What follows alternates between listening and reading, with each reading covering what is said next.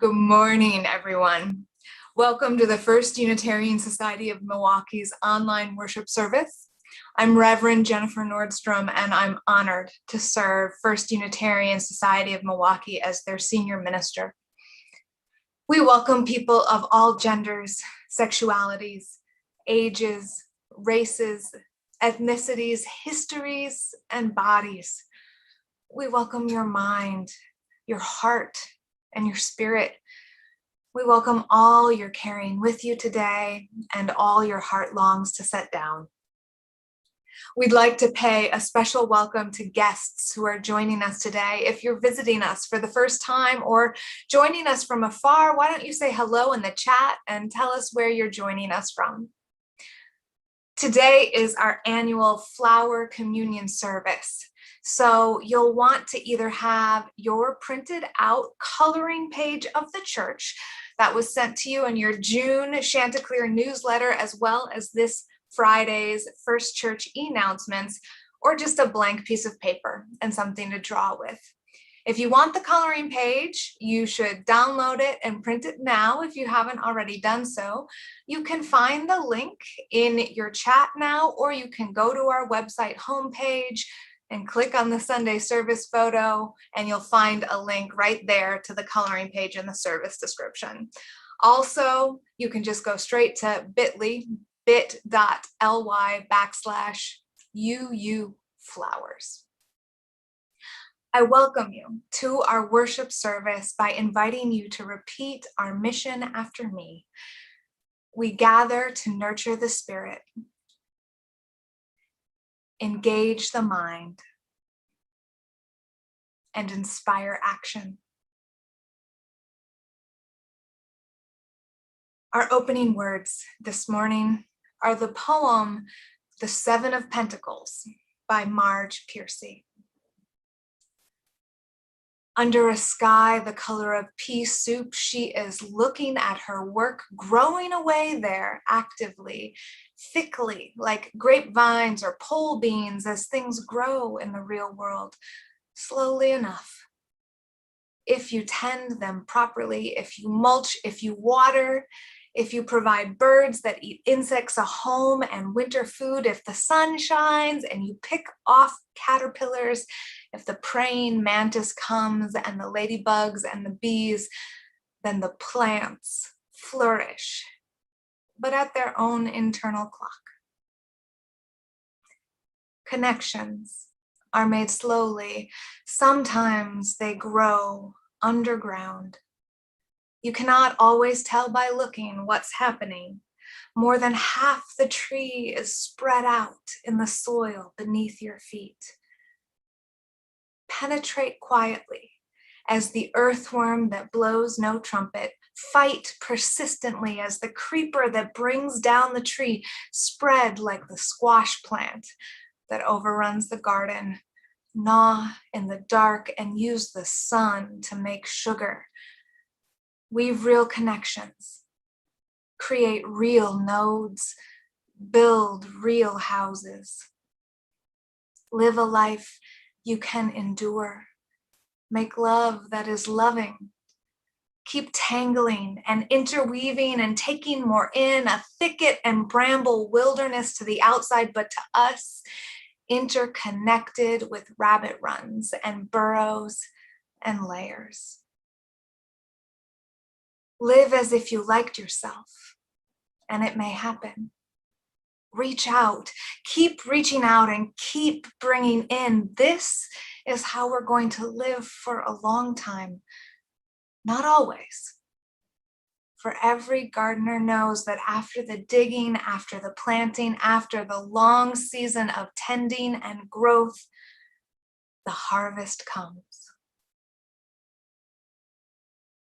Let's go now to our beloved sanctuary to light the chalice, the symbol of Unitarian Universalism.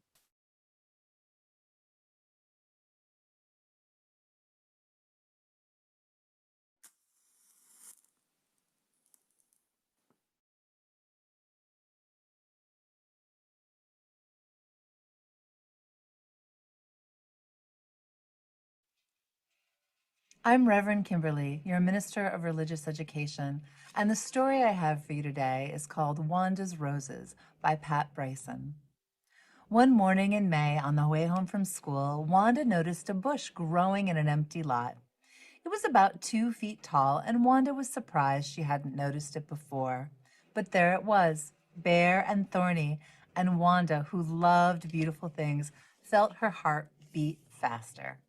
A rose bush, she said, my own rose bush. Now, the rose bush didn't really belong to Wanda, but since the empty lot didn't seem to belong to anyone, Wanda decided she would take care of it. All during school, she thought about her rose bush. She drew pictures of it in art. In library, she borrowed books about roses, and in science, she asked questions about how to grow it. After school, she rushed to the rose bush. It was still bare and thorny. Maybe it needs more sun, thought Wanda. So she began dragging the trash away from it. Now, Miss Turner, who was on her way from school, stopped to help her with the broken chair. Cleaning up the neighborhood, Wanda? She asked. Oh, no, not cleaning. I'm helping my rose bush to get more sun so it will bloom.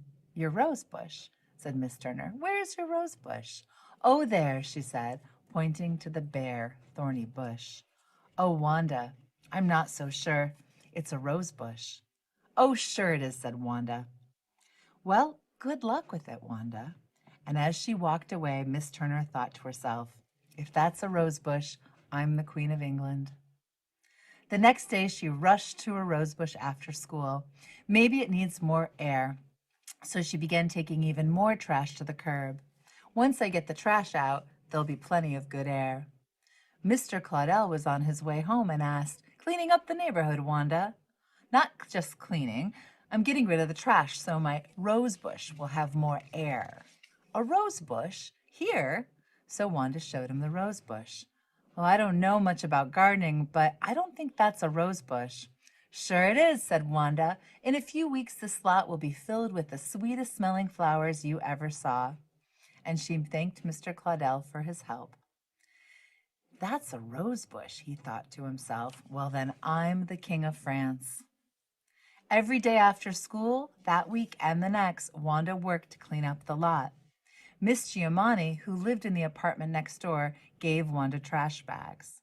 You've done a great job cleaning up, Miss Giovanni told her. Oh, I'm not just cleaning, I'm getting rid of the trash for my rose bush. Where's your rose bush? Said Miss Giamatti. So Wanda showed her. Oh, Wanda, that's not a rose bush. Oh, but it is. And in a few weeks, this lot will be filled with the most beautiful roses you've ever seen. Don't worry, Miss Giamatti. I won't be disappointed. Miss Giamatti sighed. The next week, when the rose bush still wasn't blooming, Wanda went to the library. I need some books about getting roses to bloom, she told Miss Jones, the librarian. Oh, do you have a rose bush, Wanda? Yes, but it doesn't have any flowers yet. I know it has enough sun and fresh air. Does it have water? Asked Miss Jones. Oh, of course. I will need water to make it bloom. So that afternoon she rushed to the rose bush, and she looked at the dry ground and smiled. Don't worry, little bush, I'll get you water. She went to the butcher shop across the street. Mr. Sanchez, would you please give me some water for my rose bush? A rose bush? Is that what I see you taking care of? Oh, yes, but it can't bloom because it needs water. Mr. Sanchez gave her some water in a plastic bucket. I really do hope it's a rose bush, Wanda. You'll see, in a few weeks, whole lot will be full of roses. As Wanda carried the water to her rose bush, Mr. Sanchez muttered, in a few weeks, that thorn bush will still be a thorn bush. But every day Wanda ran to her rose bush, and every day it was still bare and thorny. Mr. Claudel checked on it his way home from work, Miss Turner on her way to the butcher shop, Miss Giamatti from her window, Miss Wanda from the library asked if there were any roses yet. And every day when Wanda went to the butcher shop for water, Mr. Sanchez would say, are there any roses yet? And to each person, Wanda would just answer the same thing. Just you wait. Pretty soon, whole lot will be filled with roses. One day, in June, Wanda looked at the thorny bush and said, well, if my rose bush won't give me roses, I'll give roses to my rose bush. When she saw Mr. Turner and Mr. Claudel, Miss Giovanni, Miss Jones, and Miss Sanchez, she gave them an invitation that said, "Please come for tea and muffins in Wanda's Rose Garden Saturday morning at 9 o'clock." "Oh dear," said Miss Turner, "is she still expecting roses?" "Oh no," said Mr. Claudel. "Oh my," said Miss Giovanni. "Oh darn," said Mr. Sanchez. "There must be something I can do." "Oh good," said Miss Jones, who'd only heard about the rose bush and hadn't seen it for herself. "I'll bring the muffins." The night before the party, everyone was busy, and in the morning, everyone was surprised to see Wanda's rose bush covered with roses, paper roses that Wanda had made herself and carefully tied to each thorny branch. But more surprising yet was everyone who came to the party had brought along a rose bush to plant near Wanda's, except Miss Jones, who brought the muffins. After they'd eaten the muffins and drank their tea, they all got busy planting rose bushes. Mr. Claudel and Mr. Turner dug the holes, Miss Giovanni held the bushes in place, while Wanda and Miss Jones filled in around the roots with soil, and Mr. Sanchez brought water from his shop. When the work was finished, Mr. Claudel said, "Wanda, this is going to be a rose garden fit for a king." "Or a queen," said Miss Turner. Wanda and the others smiled. And later that summer, the whole lot was filled with the biggest, most beautiful, sweetest smelling roses that anyone had ever seen, just as Wanda said it would be. The end.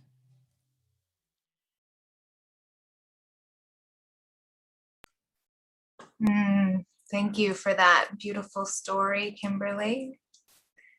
As we enter now into a time of meditation, followed by silence, followed by spirit of life, I just invite you to get comfortable in your body for a moment, whatever that means to you. It might mean feeling your feet on the floor, grounding you, or it might mean feeling your breath moving in and out, bringing you into being here and now. Or it might mean feeling the very top of your head, connecting you up to all that is.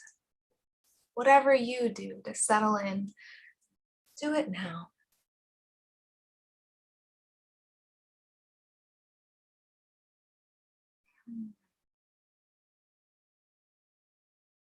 Spirit of life and love, Holy One of our being and our becoming, that which is sacred within, among, and beyond us. After a cruel season of drought and thorn bush and despair, may we see roses. May we find water in the rock, seeking beauty and nourishment for ourselves and our communities and the world. May we live persistently on our own internal clocks, fighting like the creeper that brings down the tree, dreaming like the little girl who creates a rose garden out of hope, healing the soil like sunflowers who transform toxicity, blooming at night in the desert like the cereus flower. May this season of transition also be one of transformation, where we bring the love lessons of the slow season into the quickening. May it be so, and amen.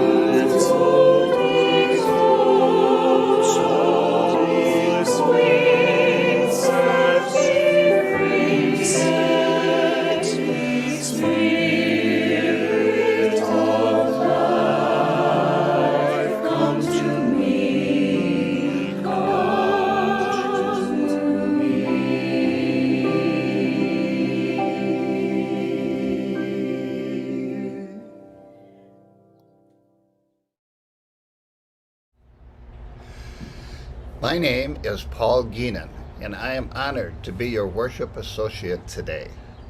Gardening is part of my roots. Both my grandfathers were horticulturalists, one as the owner of a greenhouse in Kimberly, and the other grew roses, apples, and vegetables on his tiny lot in town.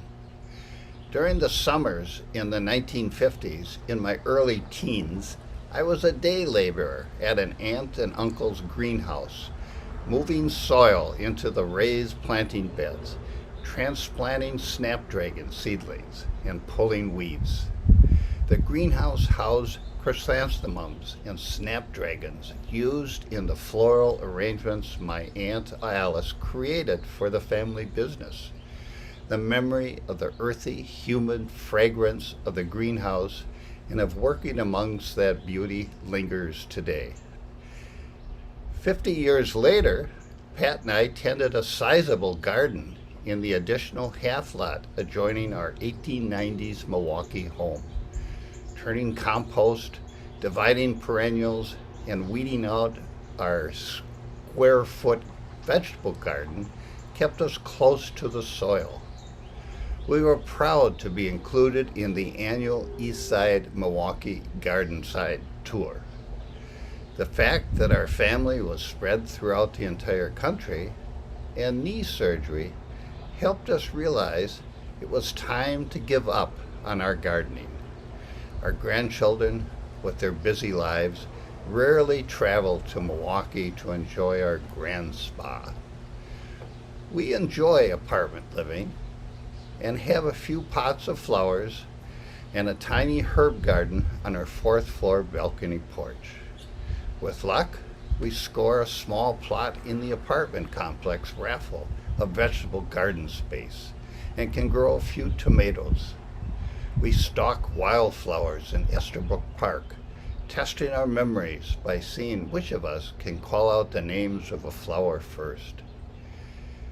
These days, we exchange Snapchat photos of our gardens with our kids and share tomato recipes via text. Our college students have houseplants growing in their apartments, a sign of hope that the love of growing things is taking root in our grandchildren.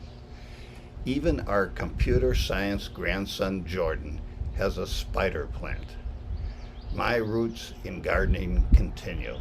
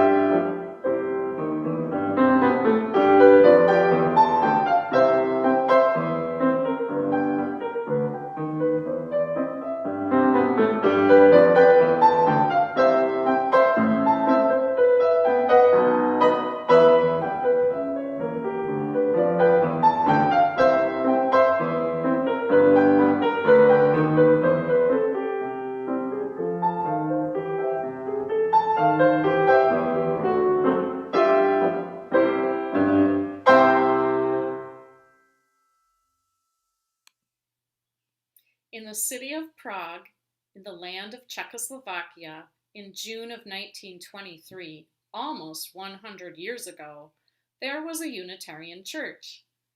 The building did not look much like a church, though. Unlike ours, there were no wood carvings or stained glass windows, chalice, or flowers. The church had no organ or piano to make beautiful music. The church did have what was most important. The church had people who came every Sunday. And it had ministers. Their names were Norbert and Maja Čapek. Every Sunday, the Čapeks went to church and spoke to the people. After the worship service, the people talked with one another, but just a little, and then they went home. You see, the people of this church were struggling to find ways to talk with one another. Each felt they were more different than the same, and that made it hard to build friendships. Plus, there was no coffee or donuts to share. Spring came to the city of Prague, and with the rains came sun and birds singing, and flowers, so many flowers blooming all over the land. The world was beautiful. When Norbert saw all the different flowers, he got an idea. He asked all the people in the church to bring a flower with them the next Sunday. What kind? What color? What size? Everyone asked. Each of you should choose what you like, Norbert and Maja told them. On the next Sunday, the people came with their flowers of all different colors and sizes and kinds. There were yellow daisies, red roses, white lilies, and blue asters, dark-eyed pansies, and light green leaves. Flowers filled all the vases, and the church filled with color, light, and life. When everyone had gathered, Reverend Čapek spoke to them. These flowers are like ourselves, different colors and different shapes and different sizes, each needing different kinds of care, but each beautiful, each important and special in its own way. Then each person chose a different flower from the vases to take home. And after service that day, the people found ways to share smiles and flower stories filled with joy and delight. Each one of them began to find a way to share their unique gifts with one another. Today, we carry that same belief in our hearts and at our Unitarian Universalist Church. We know each of us is important, and only together can we make a wonderful whole. Sadly, our world still struggles to make real this powerful belief in love and the gifts of diversity. In the past, people who believed in the worth and beauty of every human being were considered too dangerous for the Nazi regime. Because of his beliefs, Reverend Norbert was imprisoned and died in Dachau, a concentration camp. Norbert's wife, Maja, brought the flower communion from Czechoslovakia to the United States. Together, they left us this flower communion ritual. While Norbert was in Dachau, he wrote this prayer of hope.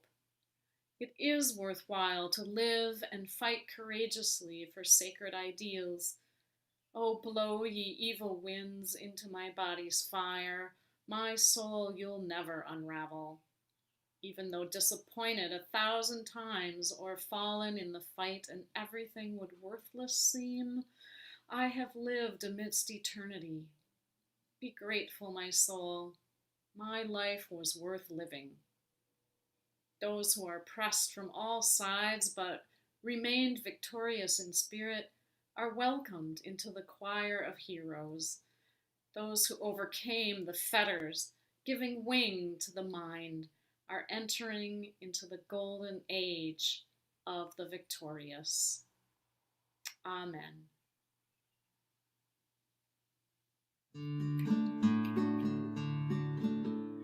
De colores se visten los campos en la primavera. De colores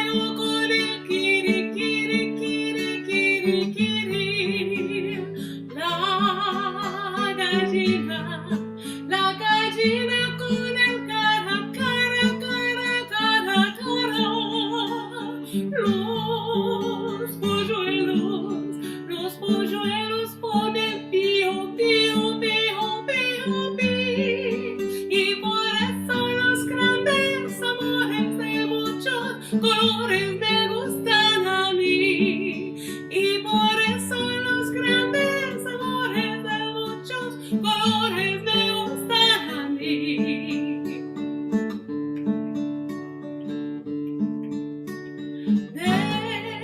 De colores brillantes y finos se viste la aurora. De colores son los bien reflejos que el sol atesora. De colores se viste el diamante que vemos lucir. Y por eso los grandes amores de muchos colores me gustan a mí.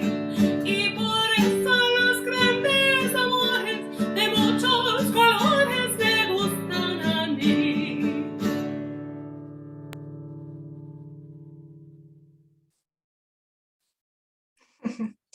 Oh gosh, thank you so much, Don and Desiree, for such a delightful rendition of De Colores. It's wonderful to see you. Welwitschia is a plant that lives in the Namib Desert of Namibia and Angola in Africa. It's a distant cousin of our spruce and pine trees, but it looks nothing like them. It looks like a weird spiraling desert plant, and you can actually see one in our own Milwaukee domes. It has thick, leathery green skin, and it moves outward in flat green spirals snaking along the ground.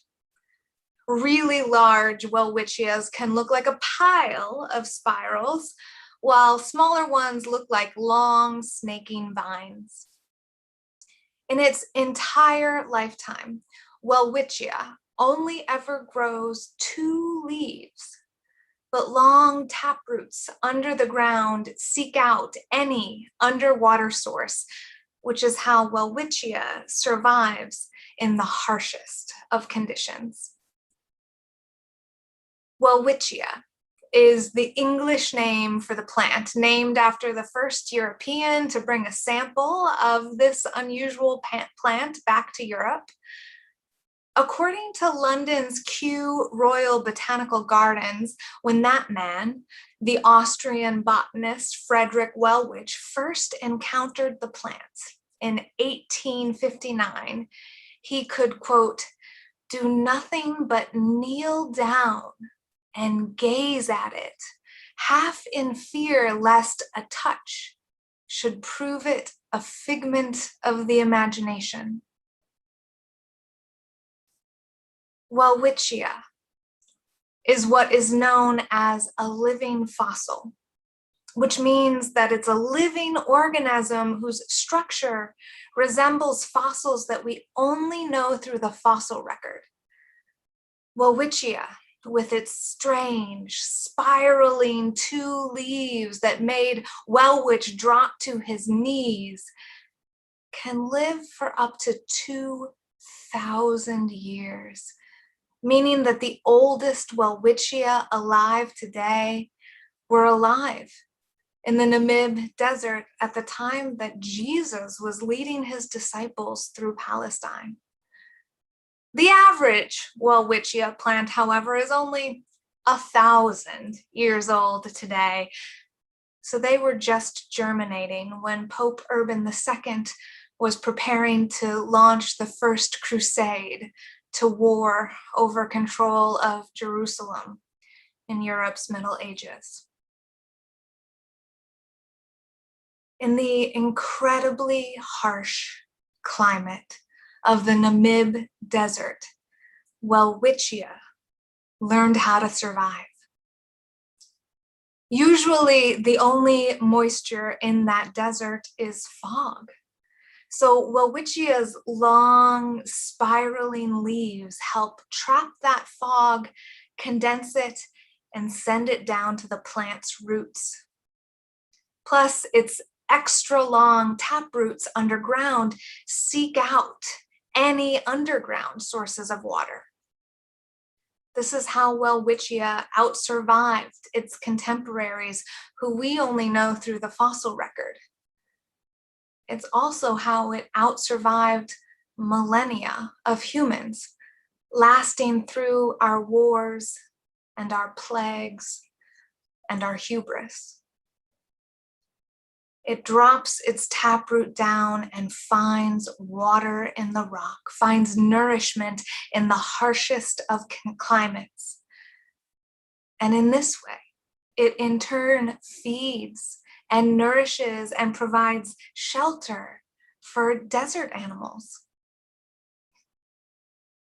Welwitschia inspires with its tenacity, its perseverance, and its stubborn survival.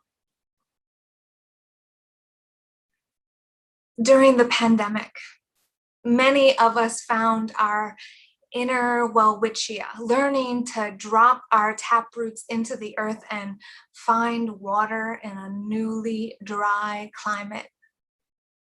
We learn to seek out nourishment from under the ground and spiral our leaves to collect water from fog. We, who were so used to rainfall and giant lakes, we who were so used to bustling church halls and dinner parties, learned to find nourishment in phone calls and masked walks and Zoom parties. It hasn't been the prettiest process. The Welwitschia plant is notoriously ugly, but it is also alive. After millennia of harsh seasons, it has the skills to survive the desert. It may not look pretty, but we too have survived this harsh season, this prolonged period of collective trauma and individual loss, this drought of connection, this sudden and drastic series of losses in our sources of human nourishment. Conditions are shifting now, bit by bit. Some of you have been vaccinated and are cleared to spend time indoors, unmasked with other people, a shower. Some of you are still waiting on vaccines or waiting for members of your household to have access to vaccines. And you might be watching the return to in-person activities with envy, though you can see those nourishing rain clouds in the distance. Some of you may not be able to be vaccinated and are waiting for there to be enough safety from other sources to be able to return to in-person activity. And some of you may be in a place where fear from either your body or your mind is overriding the hopes of vaccinated return, and you're needing to honor your own pace right now. All of these things and more are normal. All of these are places to tend the spirit, to honor what has been lost, to name what you need, and to witness your place in the interconnected web of all humanity and your relationships with others.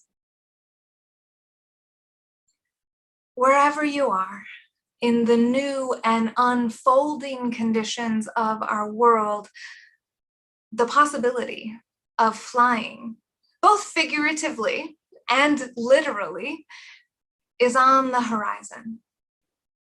The world is speeding up again and there is new energy to go, go, go. My own joints are suddenly itching with an eagerness to soar like the eagles circling the summer sky. And there is much healing and nourishment to be gained from broader access to loved ones flung far and wide. However, even as we move into this new and shifting summer landscape of new conditions and mixed metaphors, even as we might begin stretching our dormant wings, we should also remember the lessons of the slow season. What of the taproot might we want to hold on to? What has our Welwitschia time taught us about finding nourishment in the desert? What wisdom is there in deep rootedness that holds us close to the ground and finds water? Our congregation and Unitarian Universalism balance centuries-old roots with room for growth and flying. At the First Unitarian Society of Milwaukee, we have a nearly 180-year history as an institution, but our people today are wildly different than our founders in 1842. In Unitarian Universalism, we can trace our roots all the way back to the Puritans in the 1600s, but our theology has changed drastically since then. We have learned as a people how to nourish ourselves with the power of the roots of tradition while also leaving room for change so that we can adapt to new conditions above ground. Whoever you are, wherever you are on your own life's journey, if you are listening to this, you survived. You survived this season. You are alive. You might be deeply thirsty and dry with dead leaves at your sides and losses riddled all around, desperately seeking water. Or you might be thriving, a cactus suddenly in bloom. Or maybe right now, you're already feeling like an eagle soaring through the clouds, or maybe you're a hummingbird staying closer to the ground to seek nectar from flower after flower. Whatever your state of being, you have survived, which is an incredible combination of luck and privilege and adaptation and choice. You are here. And now you get to decide how you want to live this next phase.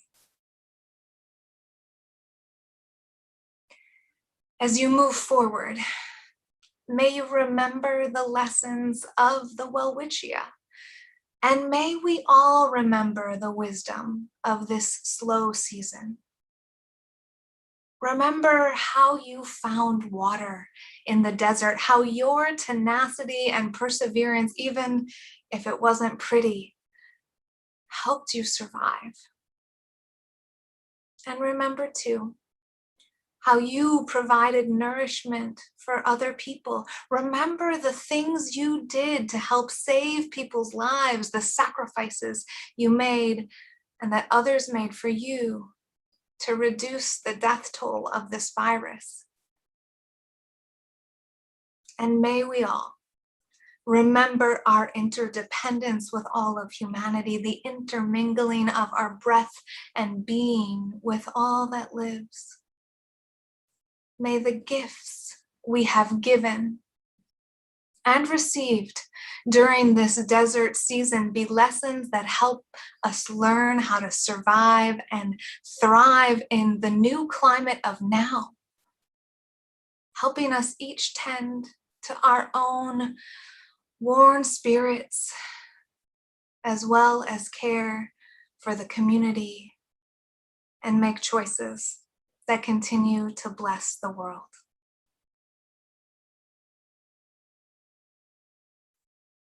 During our lovely choir's singing of the offertory, which will come right after this, we'll share photos of flowers you've sent in. On this Flower Communion Sunday, I'm remembering our dear Florence Watterson, whose life we celebrated and whose death we honored yesterday in a memory circle, and who for years arranged incredibly beautiful bouquets of flowers for our congregation.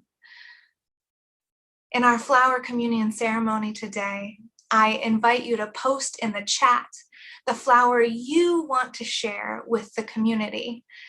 You can also choose a flower to take home with you, either from the chat or from the video, and you can draw it or you can color in your printed out First Church coloring page. We love to see your drawings and colorings, and we hope that you'll post them on our First Church Facebook page today. Thank you, First Church, for all the beauty and all the blessings you share with this community. And may you in turn be blessed by it. May it be so, and amen.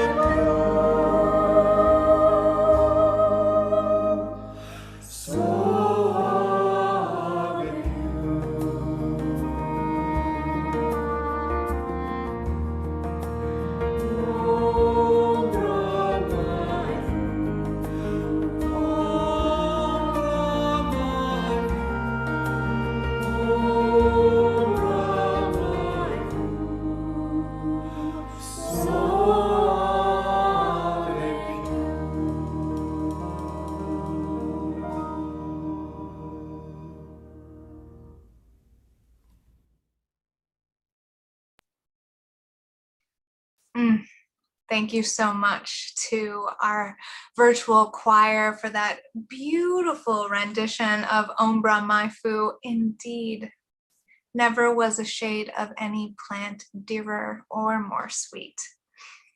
And thank you to all of you out there for your generosity.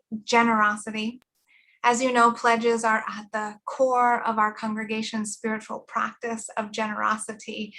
But we're also grateful for additional gifts that support our ministry. And we thank the folks out there who are appreciating this online ministry and who are supporting it by texting 73256 with the message "Give to you," or who are giving on our website. Your gifts help us continue to provide this ministry. We also share the plate with an organization each month. The nonprofit Nehemiah Project is our summer Share the Plate recipient. With 2 facilities in Milwaukee, the Nehemiah Project works with teens and young men, 13 to 20 years old, who have served their sentence and are preparing to return to their families. Its mission is to promote the physical and emotional well-being of youth through psychological, educational, leadership, and transitional living services in a residential community. They accept clothing items, furniture, financial donations, and offer volunteer opportunities. To make a donation directly to the Nehemiah Project, please visit their website at nehemiahprojectinc.org/about. They also accept donations over the phone. You can see all of these options to donate on your screen now, and they will also live on in the YouTube comment section of this video after worship is over. So thank you so much for giving either right now or when you come back later to find those links and give. Your support keeps us and our community partners going. Thank you so much. Dear ones, may your roots hold you close, and may your wings set you free this summer. May you remember the lessons of the Welwitschia and the slow season, the lessons of Wanda's roses and community care, the lessons of Prague and everyone blessing the community, the lessons of the Seven of Pentacles and the plants that flourish on their own internal clock. May you choose to bless the world and in turn be blessed by it. May you be held in love, showered with beauty. May you heal, and may you be a source of healing for this troubled world. May you find peace and rest and joy. May it be so. Amen.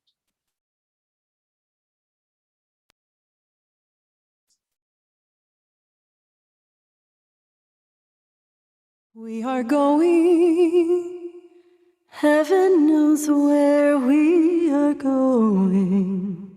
We know within, and we will get there. Heaven knows how we will get there, but we know we will. Whoa, yeah, yeah. Whoa, yeah, yeah. Whoa, yeah, yeah. Whoa, yeah, yeah. Whoa, yeah,